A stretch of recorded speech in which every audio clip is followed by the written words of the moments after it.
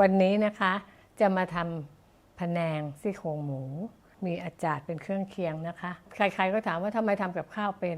หน้าตาไม่น่าจะทำกับข้าวเป็น อยู่กับคุณยายหลังจากเลิกเรียนก็ต้องมานั่งทำกับข้าวเป็นลูกสาวอยู่ในบ้าน ได้ทำกับข้าวหลายๆอย่าง สูตรนี้นะคะ เอามาทำให้พวกเราลองทานดูเผื่อจะชอบไงแล้วก็เขียนมาบอกนะคะคราวที่แล้วก็เขียนมาคุยกันคราวนี้คุยกันต่อนะคะ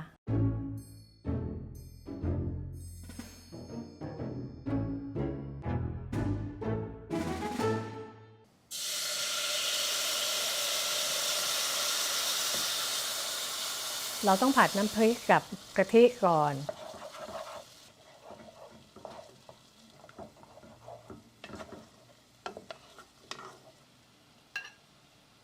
ซี่โครงหมูมาเคี่ยวไว้ก่อนเพื่อให้เนื้อมันนุ่มนิดนึงพอเนื้อของหมูนิ่มแล้วเราก็เริ่มปรุงรส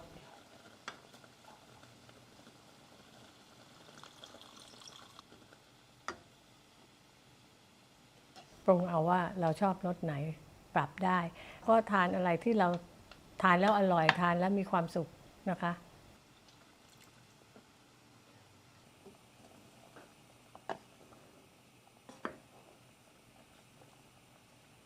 เราจะทำอาจารย์ไว้ข้างๆด้วยเป็นของคู่กันอาจารย์ก็จะช่วยล้างความคาวของหมูได้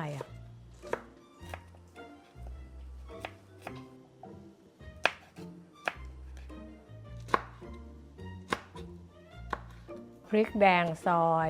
แตงกวาซอย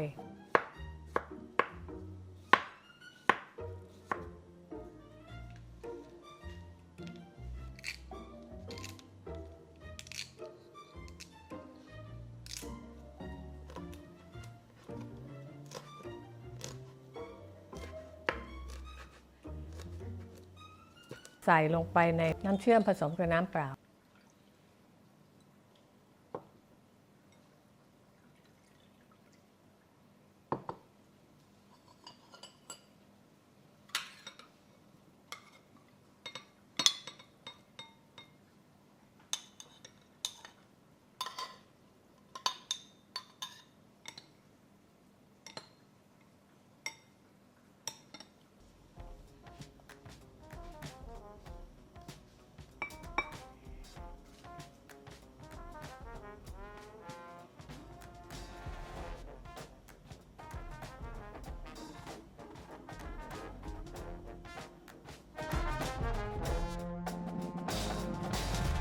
วันนี้เปิ้ลได้ข่าวเลยทั้งหมู่บ้านเลยครับว่าแม่ทำพะแนงซี่โครงหมูอ่อนโอ้โห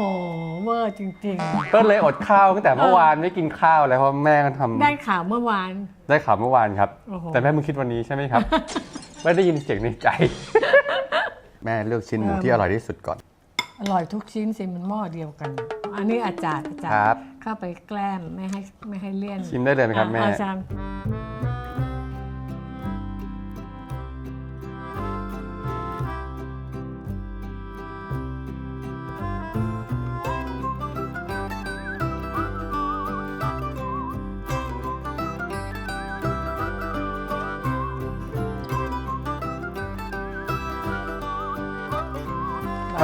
มีอากาศที่มันหวานๆตัดเปรี้ยวๆกับพะแนงตัดแล้วมันอร่อยแล้วพันทำให้กินอาหารได้เยอะขึ้นด้วยว่าอร่อยไม่อร่อยบอกว่าอร่อยอร่อยครับ ให้3อร่อยเหมือนเดิมพ่อแม่ทำแล้วแม่ทำต้องเป็นให้อร่อย2โหลนี่พูดจริงๆนะครับแม่จริงเชื่อจริง